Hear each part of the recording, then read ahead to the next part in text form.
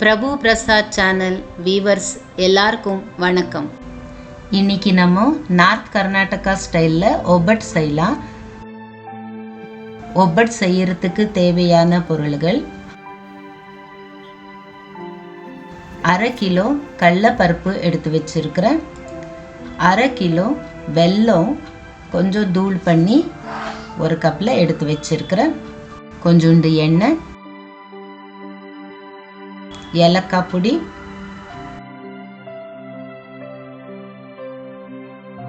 இப்போ ஒரு குக்கரில் 1க்கு 4 மடங்கு தண்ணி எடுத்து வச்சிருக்கிறேன்.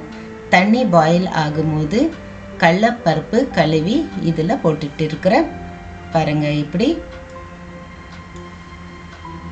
1/2 கிலோ கடலைப்பருப்புனா 2 லிட்டர் தண்ணி நான் ஊற்றிட்டு இருக்கிறேன். கொஞ்சம் ஜாஸ்தி கூட நம்ம போட்டுக்கலாம். எண்ணெய் போட்டுட்டு இருக்கிறேன். இப்போ குக்கர் மூடிட்டு 2-3 விசில் எடுத்துக்கலாம். பாருங்க எவ்வளோ நல்லா இது பருப்பு வெந்திருக்கு. பாருங்க, நான் தொட்டு காட்டுறேன். பாருங்க, இப்படி ப்ரெஸ் பண்ணி பார்க்கலாம். பாருங்க, இப்படி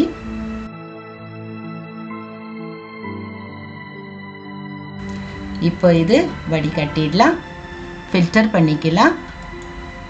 தண்ணி வேற பருப்பு வேற பண்ணிடலாம். இப்போ அதே குக்கரில் வெந்திருக்கிற பருப்பு போட்டுட்டு இருக்கிறேன், வெல்லம் போட்டுட்டு இருக்கிறேன். இது மிக்ஸ் பண்ணிக்கலாம். ஸ்லோ கேஸில் வச்சு இது கொஞ்சம் சூடு பண்ணலாம். பாருங்க எவ்வளோ நல்லா வெல்லம் கரைஞ்சிருக்கு. இப்போ ஒரு கிண்ணத்தில் 1/2 கிலோ மைதா போட்டுட்டு இருக்கிறேன்,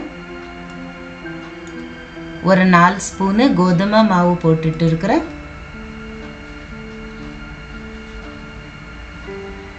உப்பு போட்டுட்டு இருக்கிறேன்.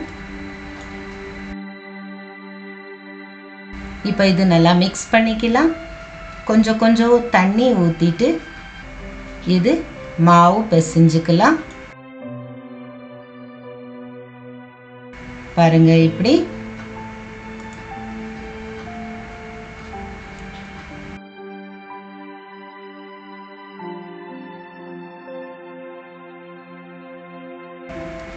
இப்போ கொஞ்சோண்டு எண்ணெய் இதில் தடவிட்டு கொஞ்சம் மிக்ஸ் பண்ணிக்கலாம்.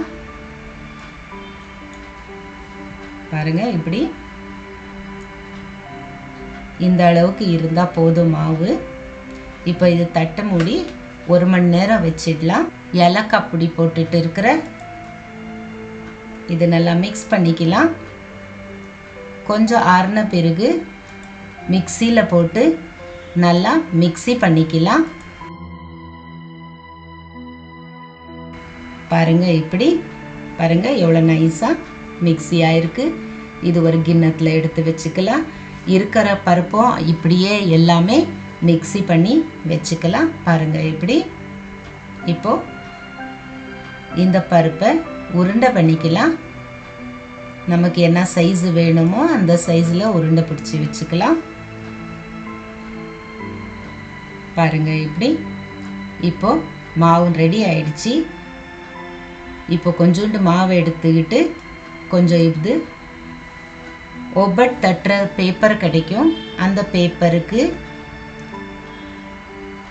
எண்ணெய் தடவிட்டு இது கொஞ்சம் இப்படி ஸ்ப்ரெட் பண்ணிக்கலாம். உருண்டை பிடிச்சி வச்சிருந்த இல்லையா, அந்த ஒரு உருண்டையே இதில் வச்சு 4 பக்கம் இது கவர் பண்ணிக்கலாம். இப்படி ஆலு பரோட்டா செய்கிறோம் இல்லையா, அதே மாதிரி இது நல்லா கவர் பண்ணிக்கலாம். மீந்த மைதா மாவு மேலே எடுத்துடலாம். ஜாஸ்தி இருந்துச்சுன்னா மைதா மாவு இப்படி எடுத்துடலாம். இப்போ அந்த பேப்பர் மேலே வச்சுட்டு எண்ணெய் தடவி சப்பாத்தி கட்டையில் இது தேய்ச்சிக்கலாம். பாருங்க, இப்படி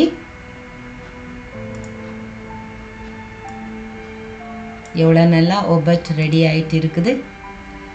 ஒரு பக்கம் நான் தவா சூடு பண்ணுறதுக்கு வச்சிருக்கிறேன்.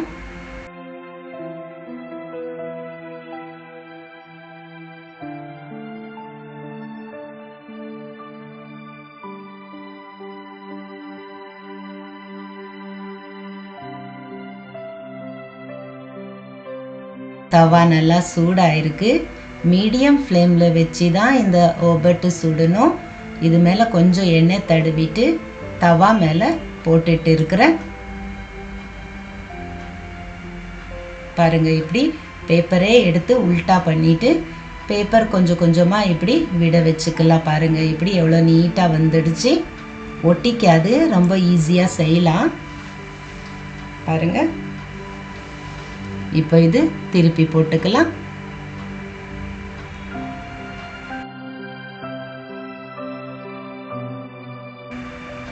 இது ஆயிடுச்சு. இப்போ இதை எடுத்து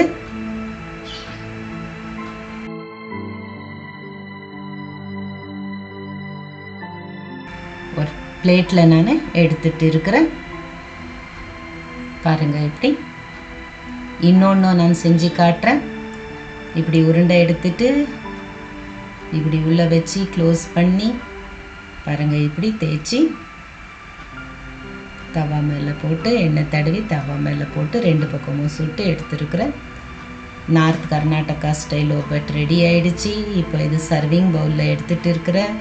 நார்த் கர்நாடகா ஸ்டைல் ஒபட் ரெடி.